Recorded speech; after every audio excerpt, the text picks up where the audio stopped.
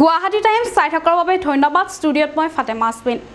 কেন্দ্ৰীয় চৰকাৰৰ অধীনৰ কৰ্মচাৰীসকলে ধাৰাবাহিকভাৱে অষ্টম বেতন আয়োগৰ দাবী কৰি আহিছে। ইয়াক লৈ ইতিমধ্যে বৈঠকো অনুষ্ঠিত হৈছে। অৱশ্যে চৰকাৰে অষ্টম বেতন আয়োগ গঠনৰ ঘোষণা কেতিয়া কৰিব সেয়া জানিব পৰা হোৱা নাই।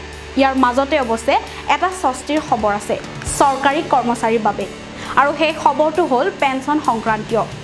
ৰিপৰ্ট অনুসৰি 1 এপ্ৰিল 2025 পৰা আৰম্ভ হ'ব ইউনিফাইড পেঞ্চন স্কিম।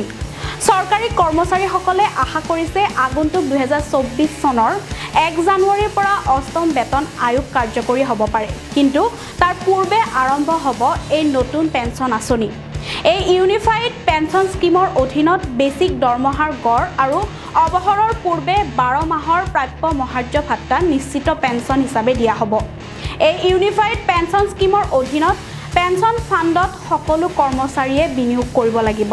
কৰ্মচাৰীসকলে তেওঁলোকৰ বেচিক পে আৰু ডিএৰ 10% ইউপিএছত জমা দিব লাগিব। আনহাতে চৰকাৰৰ ফালৰ পৰা কৰ্মচাৰীসকলৰ পেঞ্চন ফাণ্ডত 18.5% অৱদান থাকিব। চৰকাৰী কৰ্মচাৰীসকলে ইয়াৰ পিছত এনপিএছ বা ইউপিএছৰ মাজত বিকল্প বাছি ল'ব পাৰিব। উল্লেখ্য যে বিগত বহুদিন ধৰি ৰাষ্ট্ৰীয় পেঞ্চন স্কিম আৰু পুৰণি পেঞ্চন ব্যৱস্থাক লৈ ৰাজনীতি চলিছে। বহু ক্ষেত্ৰতে চৰকাৰী কৰ্মচাৰীসকলে পুৰণি ব্যৱস্থা আৰম্ভ কৰাৰ দাবী কৰিছে, কিন্তু নতুন পেঞ্চন আঁচনিক লৈ কিয় আপত্তি চৰকাৰী কৰ্মচাৰীৰ? কিয় ইমান আন্দোলন, বিক্ষোভ, প্ৰতিবাদ? পুৰণি আৰু নতুন পেঞ্চন স্কিমৰ পাৰ্থক্য ক'ত? কৰ্মচাৰীসকলে এই বিষয়ে কয় যে এনপিএছৰ অধীনত অৱসৰ গ্ৰহণৰ পিছত তেওঁলোকৰ ভৱিষ্যতক লৈ চিন্তিত। তেওঁলোক কিমান টকা জমা হৈছে, কোন বছৰত চাকৰিত যোগ দিছে, কি ধৰণৰ বিনিয়োগ কৰা হৈছে, বিনিয়োগৰ পৰা কিমান আয় হৈছে, এই সকলো বিষয়ৰ ওপৰত নতুন পেঞ্চন প্ৰকল্প নিৰ্ভৰ কৰে।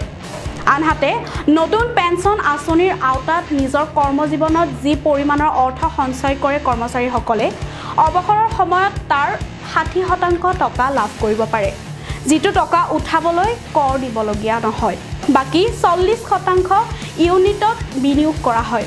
প্ৰাথমিক হিচাপ অনুসৰি অন্তিম যি বেতন তুলিছিল চৰকাৰী কৰ্মচাৰীয়ে, তাৰ 35% পেঞ্চনৰ বাবদ পোৱা যায়, কিন্তু সেয়া যে পাব তাৰ কোনো নিশ্চয়তা নাই, কাৰণ এয়া বজাৰৰ ওপৰত নিৰ্ভৰ কৰে। এই কাৰণতে চৰকাৰী কৰ্মচাৰীসকলৰ একাংশৰ মন্তব্য যে ৰিস্ক ল'বলৈ তেওঁলোক অপাৰগ। ইয়াৰ পূৰ্বে 2003 পৰ্যন্ত বাজেটত অনুমোদিত টকাৰ পৰা অৱসৰপ্ৰাপ্ত কৰ্মচাৰীসকলৰ পেঞ্চন দিছিল চৰকাৰে, কিন্তু বাজপেয়ী চৰকাৰৰ দিনত আৰম্ভ হয় নেশ্যনেল পেঞ্চন ছিষ্টেম। 2004 চনৰ 1 এপ্ৰিলৰ পৰা আৰম্ভ হয় এনপিএছ। এই নতুন ব্যৱস্থাত চৰকাৰৰ আৰ্থিক বোজা পাতল হয়। প্ৰাথমিকভাৱে কেৱল মাত্ৰ কেন্দ্ৰীয় চৰকাৰৰ কৰ্মচাৰীসকলৰ ক্ষেত্ৰত এয়া প্ৰযোজ্য আছিল।